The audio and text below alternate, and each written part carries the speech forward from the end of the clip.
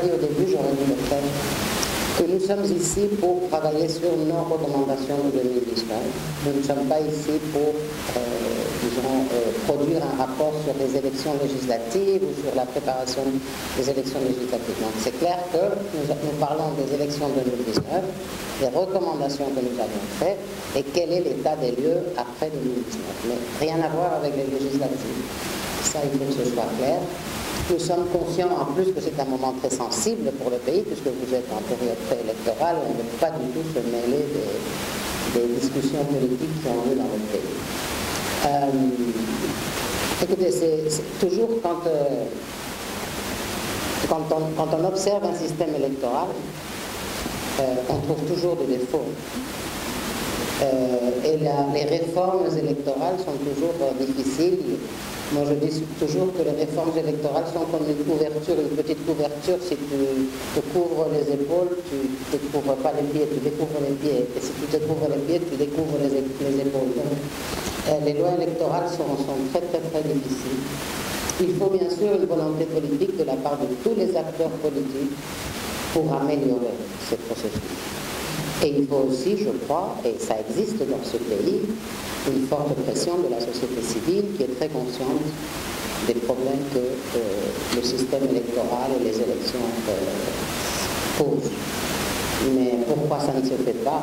Parce que ça a à voir avec des discussions très profondes sur le système politique, sur le pouvoir, sur... Il n'y a aucun mystère au Sénégal, c'est pareil partout dans le monde. Les systèmes électoraux sont difficiles à consensuer, c'est pas évident. Et donc, ce que je trouve, c'est que le Sénégal a vraiment un souci pour ça. Et ça, c'est très bon, parce que dès qu'il y a un souci, normalement, il doit y avoir une amélioration. Nous avons beaucoup travaillé en 2019, nous avons déployé une mission très grande dans tout le pays, on a travaillé pendant des mois, et on a produit ce rapport. Et maintenant, on est venu voir ce qui s'est passé avec les éléments les plus importants du rapport. Et c'est ça qu'on vous a expliqué. Donc, il manque des choses, bien sûr. Il y a des choses qui se sont beaucoup améliorées, d'autres à moitié. C'est un processus dynamique. Et il faut dire aussi que nous avons passé 2 années très difficiles, pas normales, non plus dans l'activité politique. Peut-être que si on n'avait pas eu toute cette pandémie, les choses auraient peut-être marché plus vite.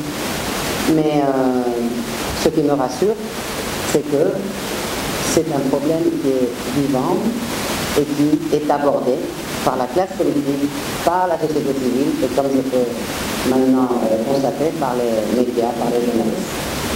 Les conclusions sont toujours les mêmes. Il n'y a pas trop de réclamations sur les fichiers, donc je crois que c'est un fichier crédible, même si dans tous les pays, les fichiers sont toujours objet de critiques et de révision. Mais en principe, de notre part, nous pensons toujours tout à fait crédible. Actualiser. Un fichier électoral, c'est quelque chose de vivant qu'il faut tout le temps améliorer. Mais je ne dirais pas du tout que c'est un fichier non crédible. Et par rapport au système de parrainage, c'est pas à moi du tout de qualifier une pratique, disons, qui est dans votre loi et qui est absolument démocratique dans le sens où elle a été acceptée et votée démocratiquement.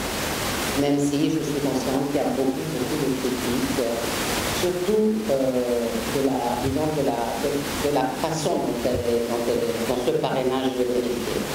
Et on a beaucoup travaillé sur ça, non seulement en 2019, on avait en 2019 discuté assez vivement avec les autorités la nécessité d'éliminer le parrainage pour les élections locales.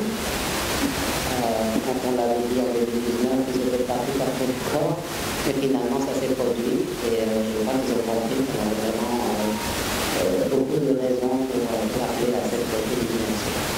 Après, je suis conscient que c'est un grand souci, surtout pour l'opposition et pour le pôle de l'unanimité. Mais je sais aussi que dans la direction générale à la DGE, on travaille beaucoup sur le dossier, ils ont produit quelques avancées. Et je vais laisser peut-être à Manu je suis l'expert juridique de la mission de suivi électoral de l'Union européenne. Je voudrais donc dire qu'à propos du financement des partis politiques, il a été noté un consensus fort des parties prenantes de la commission cellulaire chargée du dialogue politique. Je pense que c'est l'un des points où il y a eu un consensus total, à l'exception peut-être du financement des coalitions, qui n'a pas encore fait l'objet effectivement donc de consensus. Mais il y a aujourd'hui un consensus sur les critères de financement des partis politiques, sur même le pourcentage du budget, sur même l'organe ou les organes qui seront chargés justement de la régulation. Maintenant, ce qui reste, c'est effectivement d'aller vers une législation. C'est de la même manière aussi qu'il y a eu un consensus assez fort sur la modernisation du système partisan. La première question justement de la rationalisation du système partisan. À ce niveau aussi, les acteurs se sont entendus. Je pense qu'il y a un rapport qui a été publié et la mission effectivement donc les encourage effectivement donc à finaliser ces différentes législations pour justement la modernisation du système partisan. Vérification et ça pose beaucoup de problèmes d'équité. Ici au Sénégal, on a choisi un système dans l'ordre de dépôt. Et donc, moi-même, j'ai été devant le Conseil constitutionnel en 2019 et j'ai vu les difficultés que ça posait de classer les dépôts dans leur ordre de dépôt. Donc, maintenant, la DG est en train de réfléchir comment ils peuvent mieux organiser ceci. Il y a aujourd'hui des moyens technologiques où on peut éliminer la possibilité d'un électeur de parrainer plus qu'un électeur.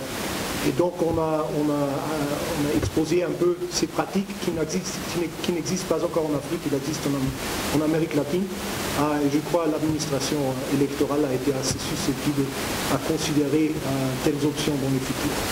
C'est un système à travers les téléphones mobiles, etc. C'est une possibilité, il y en a beaucoup d'autres. Mais ce qu'on peut dire, c'est qu'on a été écouté. Là, c'est bien sûr aux autorités, aux partis politiques, etc., de voir quelle est la meilleure façon d'améliorer, de donner plus de sûreté sur cette méthode. Mais on ne peut pas dire si on veut le faire ou on ne va pas le faire. C'est à eux de décider, c'est à vous finalement de décider. On peut donner des exemples.